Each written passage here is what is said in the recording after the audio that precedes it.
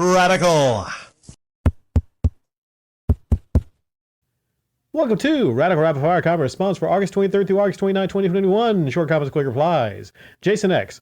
RGT85 with makeup is cracking me up right now. Well, if that's the case, the thumbnail I went with here, which, I'll leave on the screen for the duration of this, should be cracking you up. I don't know what I went with.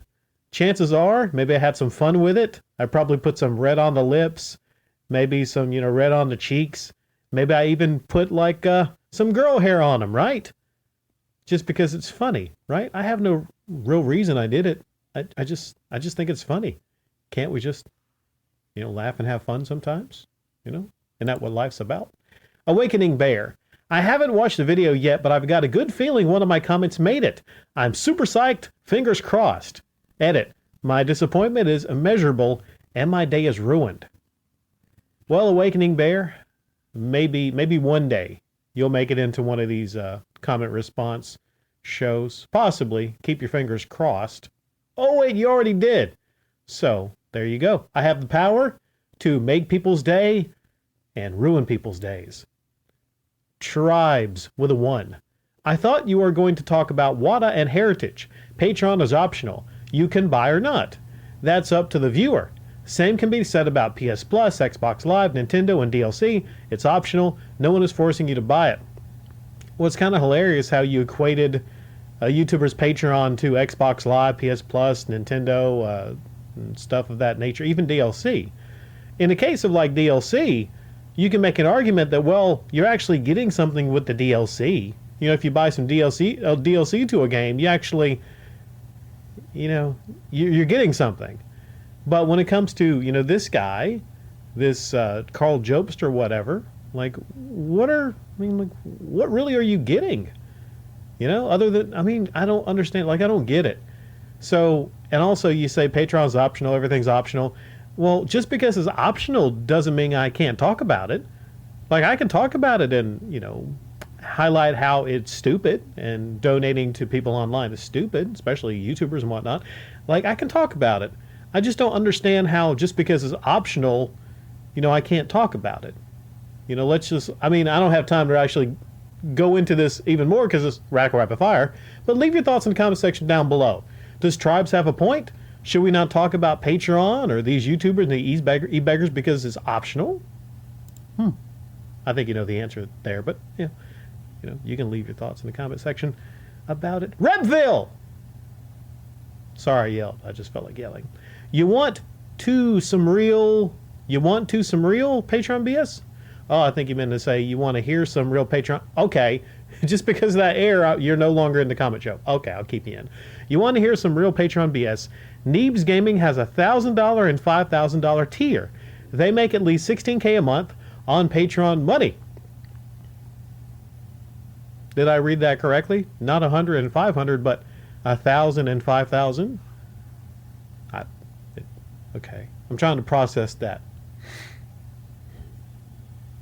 It may be time soon for me to talk about that on a side upload in detail.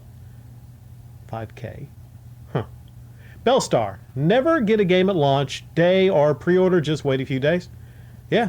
Unless the pre-order bonus is just so freaking amazing that you can't wait.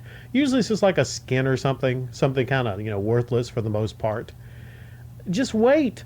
Just wait till it actually launches, it comes out, and you see how it's running, right? In the case of, Cyberpunk 2077, Bellstar, all you had to do was wait, and we saw it come out, and then, now, whatever, a year later, almost a year later, it's running perfectly fine, especially on the PS4 and Xbox One vanilla.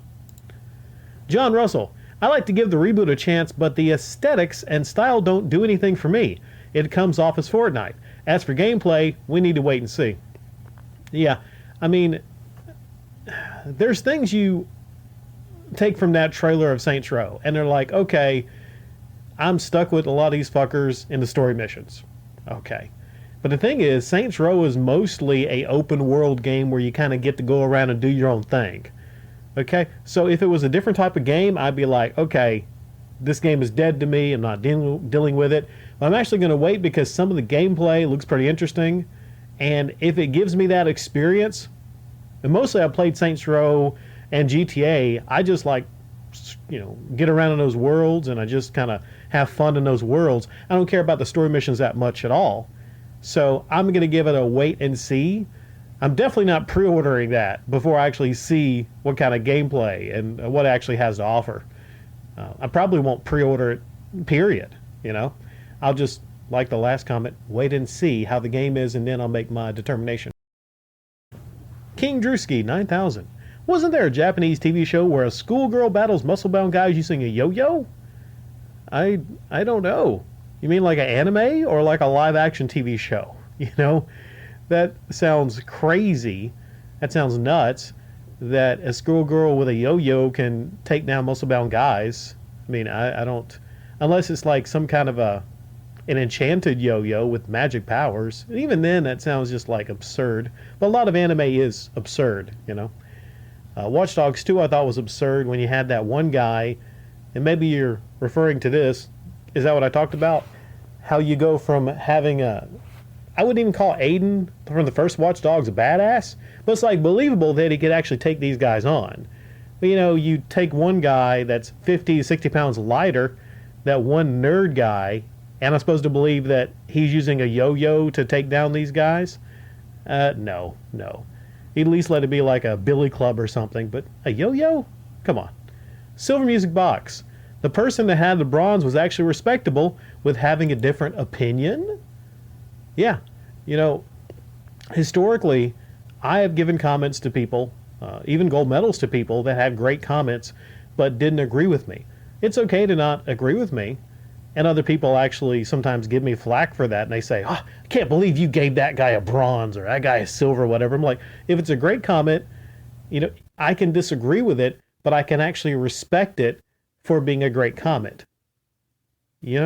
So, yeah, that's the key here is respect, is what I'm saying. Troy Bilko. The Amico can only hang its hat on Earthworm Jim, and that's the only interest I have in it. If that game went multi-platform, it's over. Big time.